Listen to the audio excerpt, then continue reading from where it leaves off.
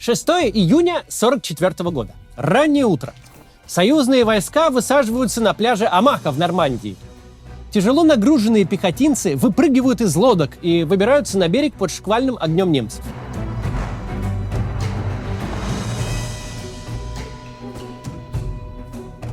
Среди них гражданский фотограф Роберт Капа. Единственный журналист, который не побоялся оказаться в первой волне атаки. И все ради того, чтобы поймать легендарные кадры. Сегодня они остаются главным документальным свидетельством Дня Д. Главная часть снимков с пляжа Омаха, по словам Капы, была утрачена или испорчена по вине лаборанта журнала Life. Позже исследователи операции в Нормандии заподозрили, что это выдумка.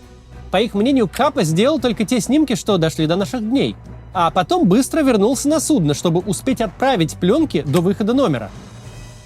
Ему важно было стать первым, для этого он и лез под пуль. И такие выдумки вполне в его духе, ведь Роберт Капа не просто знаменитый фотограф. Он иммигрант, самозванец и авантюрист. Без гроша в кармане, даже без знания языка, он сделал головокружительную карьеру в чужой стране, а затем повторил этот успех в другой. Свой основной принцип работы он сформулировал так: если ваши фотографии недостаточно хороши, значит вы подошли недостаточно близко. Роберт Капа следовал этому принципу и в творчестве, и в жизни. Он снял одни из главных фотографий 20 века, запечатлел множество войн и погиб на одной из них.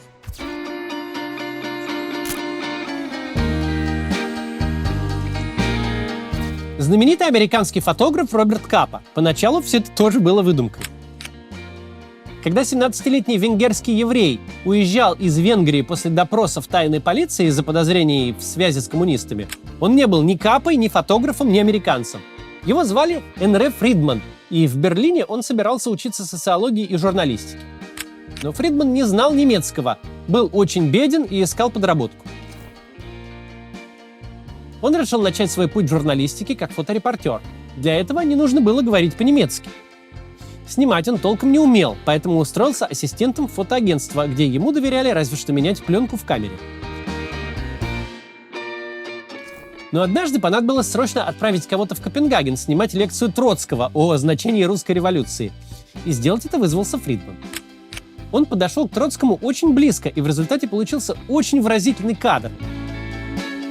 Эти фотографии технически не самые качественные, зернистые.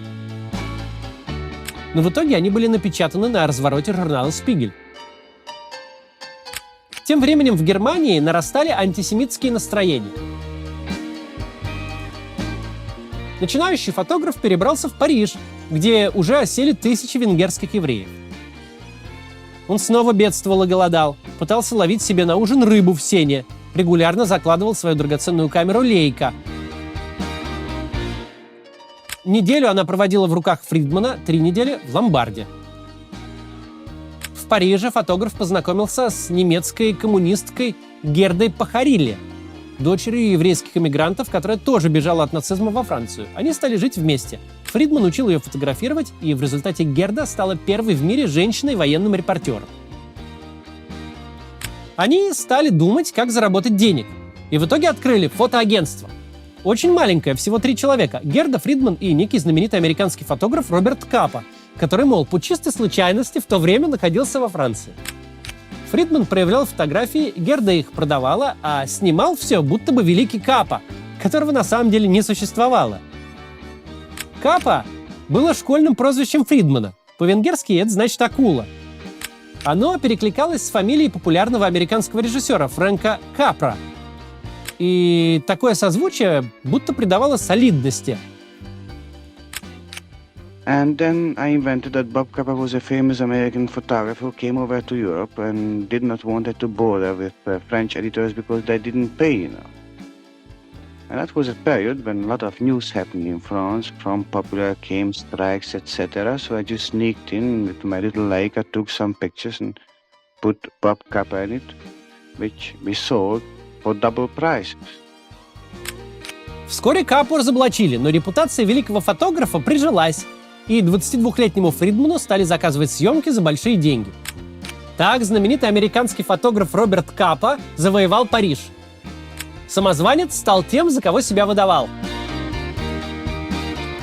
Спустя 8 лет, в 1944 году, Роберт Капа войдет в Париж уже с американскими войсками. Путь ему перекроет французский кордон. Первыми в город должны войти не американцы, а французы, дивизия Леклерка. Но среди французов испанские добровольцы. На их бронетранспортере написано «Теруэль» в честь Теруэльской битвы во время гражданской войны в Испании. Капа, в свое время прошедший через окопы Теруэля, расскажет об этом танкистам. «Залезай», — говорят те фотографу, — «ты должен въехать в Париж на Теруэльском БТРе».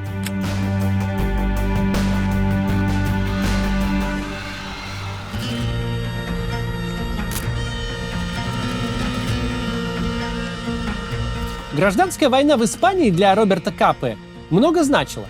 Именно там он стал военным репортером и привык спокойно работать в смертельно опасных ситуациях. В Испании он познакомился с Хемингуэем, который стал его близким другом. Испания отобрала у Капы Герду. Она погибла случайно, ее раздавил республиканский танк. И там же в Испании Капа снял фотографию, которая принесла ему славу. Об этом кадре споры идут до сих пор. Злые языки утверждали, снимок постановочный. Но не мог же фотограф нажать на кнопку в тот самый момент, когда в человека попадает пуля. Кроме того, в журнале «Ву» в 1936 году эта фотография Капы напечатана в паре с другой, очень похожей по композиции, с другим солдатом в очень похожей позе. Сам Капа описал историю этого кадра так. And I was there in the trench with about 20 milicianos, and those 20 milicianos had 20 old rifles, and on the other hill facing us was a Franco machine gun. So my milicianos been shooting in the direction of that machine gun for 5 minutes, and then stood up and said, "Vamonos," get out from the trench, and began to go after that machine gun. Sure enough, the machine gun opened up and moved them down. So what was left of them came back and again take potshots in the direction of the machine gun, which certainly was clever enough not to answer. And after 5 minutes again, I said, "Vamonos," and I got moved on again. This thing repeated itself about 3 or 4 times. So the 4th time, I just kind of put my camera above my head and even didn't look and clicked a picture. Испанский журналист Эрнест Алос утверждал, что детали пейзажа указывают на территорию, где боевых действий не было вовсе. Что снимок был сделан в 50 километрах от того места, которое упоминает Капа. Другие говорили, что, возможно, солдат на фотографии не погиб, а просто поскользнулся. Недавно в Мексике были найдены архивы с испанскими негативами Капы. Вот тут-то и посмотреть бы, что было на самом деле, какие кадры по соседству. Но, увы, в архивах нашлась масса интересного, а падающего солдата на этих пленках не было. Постановочная эта фотография или нет, это уже и не важно. Она стала не просто документальным свидетельством очередного боя, но и символом войны вообще. Войны, на которой смерть человека – страшная обыденность.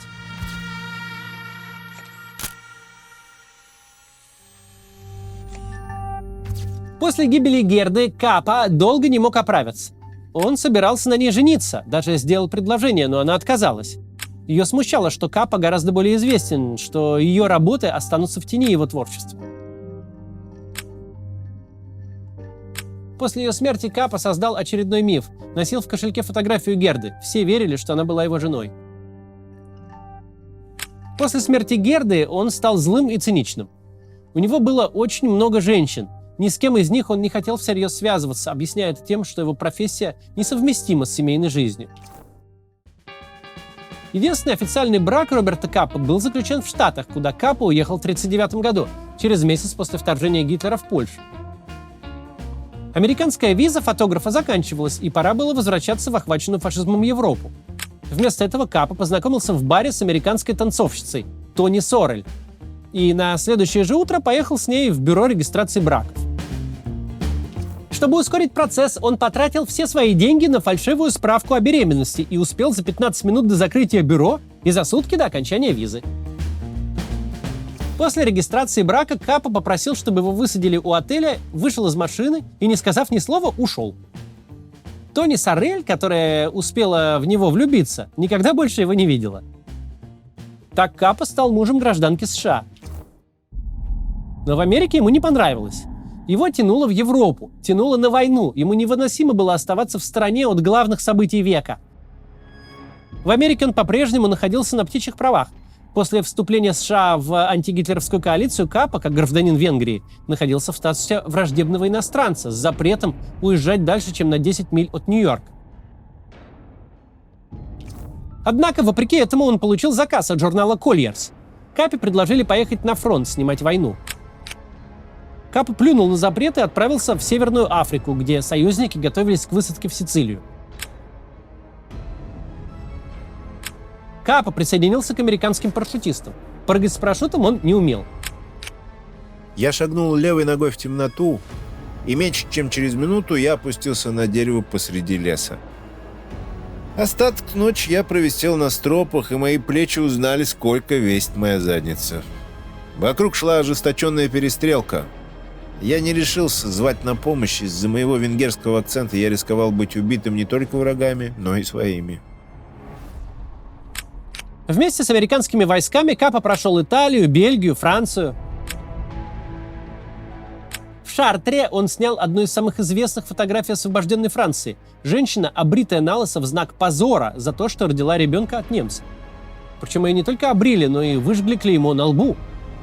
Справа мать этой женщины, ее наказали также.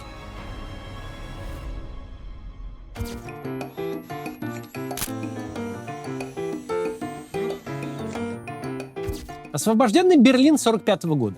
Капа познакомился с голливудской актрисой Ингрид Бергман. В Берлине она выступает перед американцами. Немцев на ее концерты не пускали. Гуляя по городу, они увидели на улице разломанную ванну, и Бергман стала в ней позировать. «Это будет кадр века. Ингрид Бергман в ванной!» — воскликнул тогда Капа. Вскоре у них начался бурный роман. Бергман была замужем, но Капа все равно поехал с ней в Голливуд и нашел там работу. Он стал писать воспоминания о войне как основу для будущего сценария. А заодно, интереса ради, снялся в фильме «Искушение» в маленькой роли коварного слуги египтянина по имени Хамза. Me cousin, doing work. Me Hamza. All right, bring us the coffee, Abdallah. Me Hamza. Never mind, make it quick.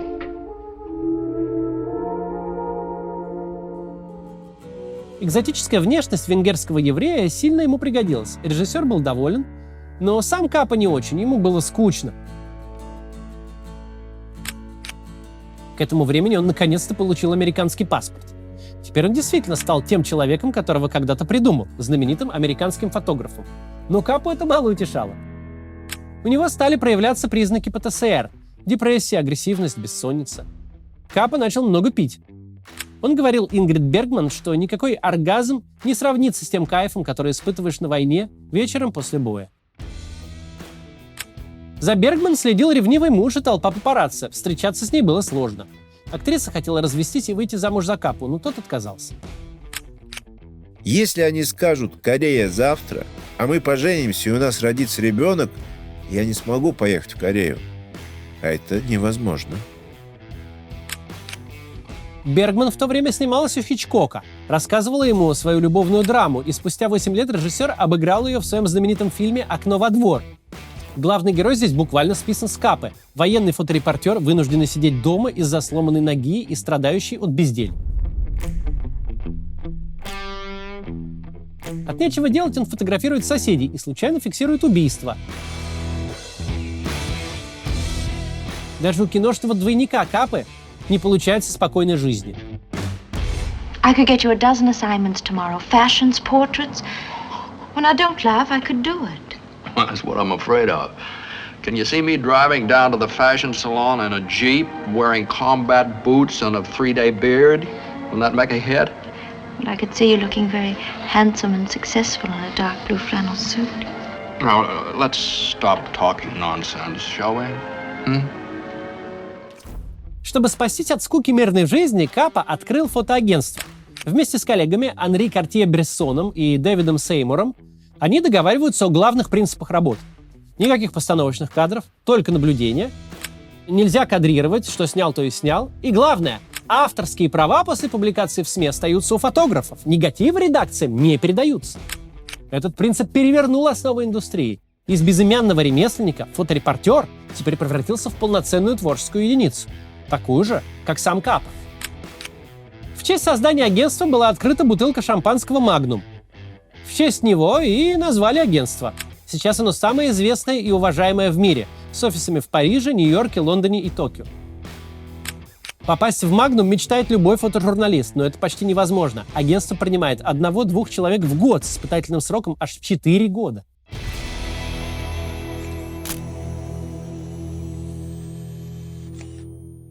В первые годы агентству приходилось тяжело. Капе иногда даже приходилось играть на скачках, чтобы оплатить счета. Один из первых крупных заказов «Магнума» — серия фотографий о простых семьях из разных стран для женского журнала Ladies Home Journal. Кто-то из фотографов «Магнума» поехал в Европу, кто-то в Африку, а Капа себе выбрал самый радикальный вариант. Он поехал в СССР. Он отправился туда вместе с писателем Джоном Стейнбеком, который был известен в Союзе благодаря роману «Гроздья гнева». Поездка получилась неудачной. Журналисты побывали в Москве, Киеве, Сталинграде и в Грузии, но свободно фотографировать им не давали. Стоило взять в руки камеру, как появлялся вежливый милиционер, который куда-то звонил и долго что-то выяснял. Его спутник Капа, наоборот, отличается болтливостью. Много говорит, всем интересуется, стараясь всюду пролезть. Производит впечатление человека, который свою миссию на Украине использует для сбора данных, которые могут интересовать только опытного разведчика. Перед отъездом все фотографии забрали на цензуру. Пришел молодой человек, Капа отдал ему пленки и, по его словам, целые сутки был очень несчастен. На следующее утро ему вручили запечатанную коробку. That's playing with that sealed box in my hand.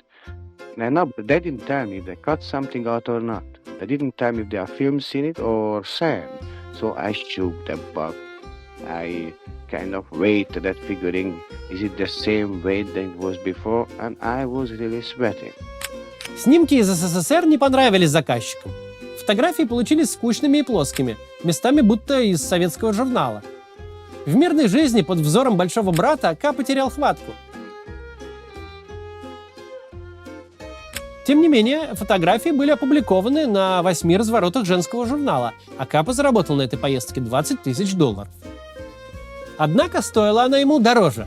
На публикацию обратили внимание в ФБР. За Капой наблюдали еще с 30-х годов, подозревая его в симпатии к коммунистам. Ему опять грозила перспектива стать враждебным иностранцем. В мире есть всего 2 страны, где едва вы пересечете границу, вас тут же спросят, как вам здесь нравится. Первая – Советский Союз, а вторая – Израиль. Когда вы приезжаете в советский колхоз, вас спрашивают о вашем мнении относительно колхозов. В Израиле то же самое.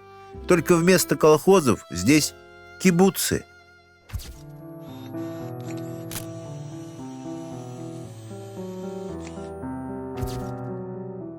Но Капа прилетел в Израиль не ради кибуцев. Он снимал провозглашение государства, новых репатриантов, войну за независимость Израиля, освобождение Иерусалима. Капа считал, фотографируя войну, нельзя оставаться объективным. Ты всегда должен кого-то любить и кому-то сострадать. Из-за этого он так и не поехал в Корею. Та война была для него чужой. А Израиль чужим не был. Израильская армия напоминала ему республиканцев в начале гражданской войны в Испании. Капа застал расстрел корабля «Альталена». То был один из самых спорных эпизодов в истории Израиля. На борту корабля, который участвовал еще в высадке союзников в Нормандии, находилось оружие и добровольцы правой националистической группировки «Иргун».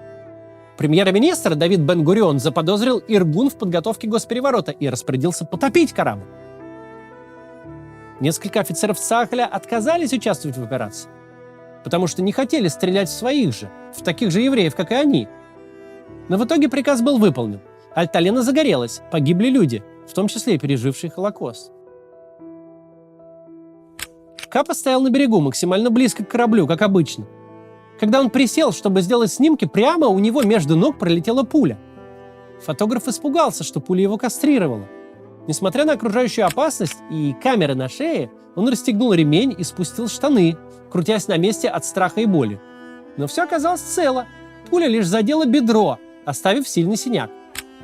Капа воспринял этот случай как предупреждение, побежал в отель и улетел немедленно ближайшим самолетом в Париж.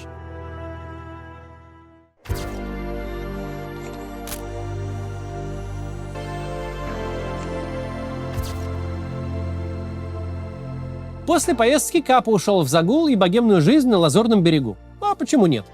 Он снимал постаревшего Анри Матисса, Пикассо с женой и сыном, играл в казино и проводил немало времени в богатом доме писателя и сценариста Ирвина Шоу. По вечерам Капа возвращался на виллу без гроша в кармане, но с очередной местной девушкой. Он часами мог сидеть, не стряхивая пепел с сигареты, в результате чего в мебели появлялись дыры. Жене Ирвина Шоу это надоело, и она выгнала Капу из дома. Капа проигрывал огромные деньги, в том числе деньги агентства Magnum, взял туда на работу кучу молодых красавиц, открыл свою телекомпанию и даже пытался в качестве режиссера снимать сериал про мотельный бизнес. Но мирная жизнь была ему в тягость. В 1953 году Капа узнал, его лишили американского гражданства. Тогда в США был маккартизм, разгар охоты на ведьм. И в досье ФБР были перечислены все возможные связи фотографа с левым движением, включая поездку в СССР. Капе пришлось писать многочисленные объяснения, что он не был, не состоял, не участвовал в коммунистической партии. Паспорт ему в конце концов вернули, но с запретом въезжать в страны за железным занавесом.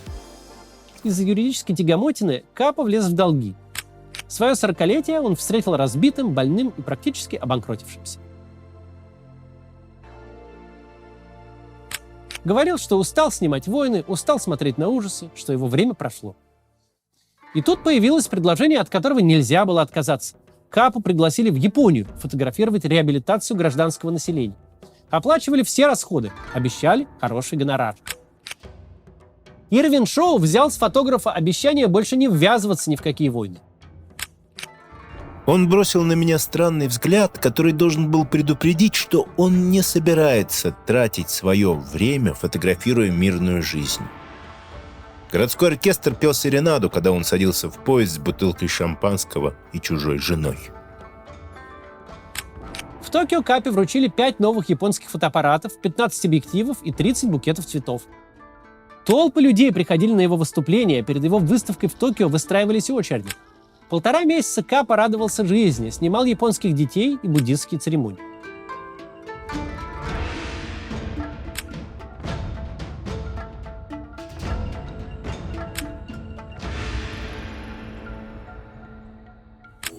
А затем вновь отправился на войну. Журнал Life позвал Капу в Индокитай поснимать, как французская армия сражается с вьетнамскими повстанцами. Обещали $2000 в месяц и страховой полис. Для Капы этот конфликт был чужим. В душе фотограф больше симпатизировал борцам за независимость, чем колонизаторам, а для него было важно быть с теми, кому он сочувствовал. Конечно, чтобы снимать для Life, нужно было находиться с французами. Но у Капа появилась идея снять серию фотографий «Горький рис» — вьетнамские крестьяне на фоне военных действий. Сделать это оказалось сложно. Армейская пресс-служба не собиралась предоставлять Капе свободу действий. Французы проигрывали, отступали, демонстрировать это всему миру не хотели и боялись, что Капа снимет что-то не то. Через несколько дней после приезда, 24 мая 1954 года, Капа до 3 часов ночи сидел с коллегами, репортерами Джоном Меклином и Джимом Лукасом, которых пресс-служба тоже во всем ограничивала. Капа горячо убеждал их, что даже в этих условиях можно снимать правду. Например, когда от него требовали делать рекламные фотографии победоносных французов, он снимал их вот так. Очень выразительный кадр. Свирепый генерал с героической внешностью и усталые, разочарованные, уже ко всему безразличные солдаты. Капа говорил коллегам, надо работать подальше от пресс-службы, соблюдать его любимый принцип, быть как можно ближе к событиям. Меклин и Лукас потом вспоминали его слова. «Беда всех вас, ребята, в том, что вы не понимаете, что на войне репортеры главнее пресс-служб. Не ждите, что вам предоставят информацию. Идите и находите ее сами».